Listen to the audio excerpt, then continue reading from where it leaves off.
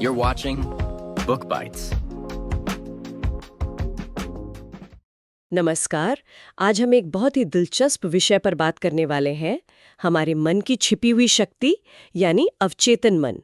हमारे पास एक लेख है डॉक्टर जोसेफ मर्फी के काम पर आधारित, जिसका शीर्षक है अवचेतन मन की शक्ति, एक प्रेरक यात्रा। तो आज हम यही समझने की कोशिश करेंगे कि हमारे विचार, हमारी सोच कैसे हमारी असलियत बन जाती है, और इसे हम समझेंगे अर्जुन नाम के एक लड़के की कहानी से, जैसा लेख में बताया गया है। क्या सच में हमारे अंदर ऐसी कोई शक्ति है?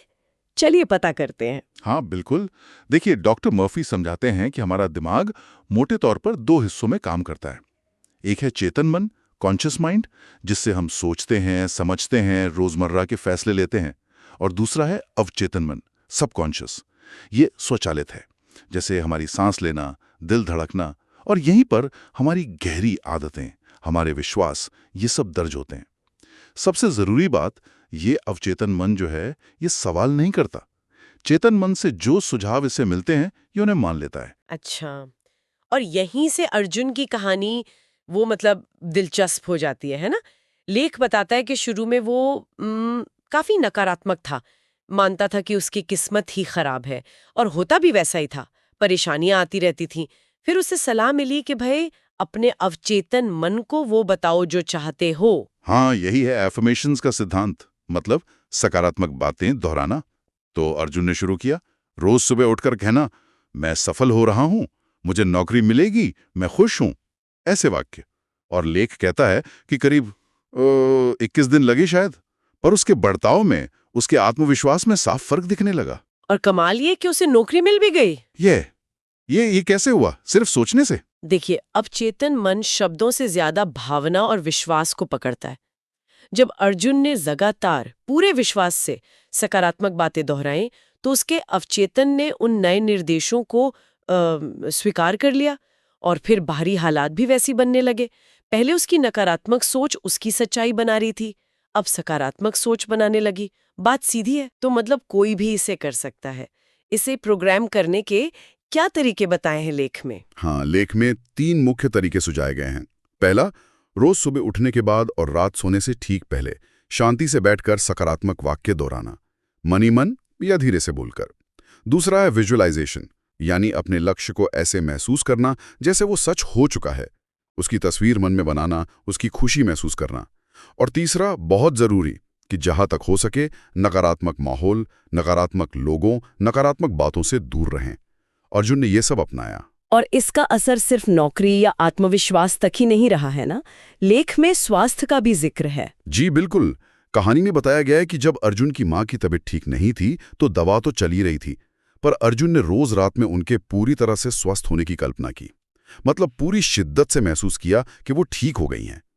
और लेख के अनुसार उनकी रिकवरी उम्मीद से तेज हुई। मॉर्फी का मानना है कि अवचेतन मन हमारे शरीर की हीलिंग पावर को भी बढ़ा सकता है। वाह! और पैसे और रिश्तों के बारे में क्या ये सिद्धांत वहां भी काम करता है? बिल्कुल। पैसे को लेकर जैसे अर्जुन की सोच थी कि पैसा मुश्किल से आता है, उसने इसे बदला। उसने सोचना शुरू किया कि पैसा एक साधन है और मैं इसे आकर्षित करने की योग्य हूं। नतीजा, लेख कहता है कि आय के नए स्रोत खुलने लगे। अच्छा। ऐसे ही एक पुराने दोस्त से उसकी अनबन थी। अर्जुन ने मनी मन उसे माफ किया, उसके लिए अच्छा सोचा। हाँ। और कुछ ही दिनों में उस दोस्त का मैसेज आ गया सुलह के लिए। तो हाँ, हमारे अंदरूनी बदलाव बाहर भी असर डालते हैं। और डर का क्या? जैसे इंटरव्यू का डर होता है कई लोगों को। हाँ, उसका भी जिक्र है। अर्जुन ने इंटरव्यू से पहले फिर से विजुअलाइजेशन का इस्तेमाल किया। अच्छा। उसने मन में देखा कि वो बहुत आत्मविश्वास से बात कर रहा है, इंटरव्यू अच्छा जा रहा है, वो सफल हो गया है। डॉक्टर मर्फी कहते भी हैं, डर क्या है, बस एक नकारात्मक विचार। और विचारों को तो बदला जा सकता है, और अर्जुन उस इंटरव्यू में सफल रहा। अच्छा, एक और बात है, अंतर्ज्ञान, इंट्यूशन, गट फीलिंग जिसे कहते हैं। जी, कहानी में एक मोड़ आता है जब अर्जुन उलझन में था, नौकरी करे या अपना स्टार्टअप शुरू करे। तो उसने रात को सोने से पहले अपने अवचेतन मन से मार्गदर्शन मांगा, सवाल पूछा कि सही रास्ता क्या है। और सुबह जो पहली तीव्र भावना, पहला एहसास आया, उसने उस पर भरोसा किया। वो स्टार्टअप वाला आइडिया था, और वो स्टार्टअप सफल रहा। तो हाँ, अवचेतन मन हमें गाइड भी कर सकता है अगर हम सुनना सीखें। तो कुल मिलाकर अर्जुन की कहानी और डॉक्टर मर्फी के ये जो सिद्धांत हैं, उनसे एक बात तो साफ समझ आती है कि हमारे विचार, खासकर वो जिन्हें हम बार बार दोहराते हैं और गहराई से महसूस करते हैं, उनमें हमारी जिंदगी को बदलने की, उसे एक आकार देने की वाकई जबरदस्त शक्ति है। सोच बदले तो शायद दुनिया भी बदल सकती है। हाँ, और ये सब जानने के बाद एक विचार और आता है कि क्या सिर्फ बाहरी लक्ष्य पाना, जैसे नौकरी या पैसा, इससे आगे बढ़कर क्या अवचेतन मन के साथ लगातार काम करना, एक सकारात्मक रिश्ता बनाना, हमारी अंदरूनी शांति को, जीवन के मकसद की भावना को भी गहरा कर सकता है? खासकर तब जब बाहर के हालात मुश्किल हों, अनिश्चित हों। शायद इस पर भी सोचा जा सकता है। वीडियो पसंद आया हो तो लाइक जरूर करो, चैनल को सब्सक्राइब करो और बेल आइकन दबाना ना भूलो ताकि हर नई वीडियो सबसे पहले आप तक पहुंचे।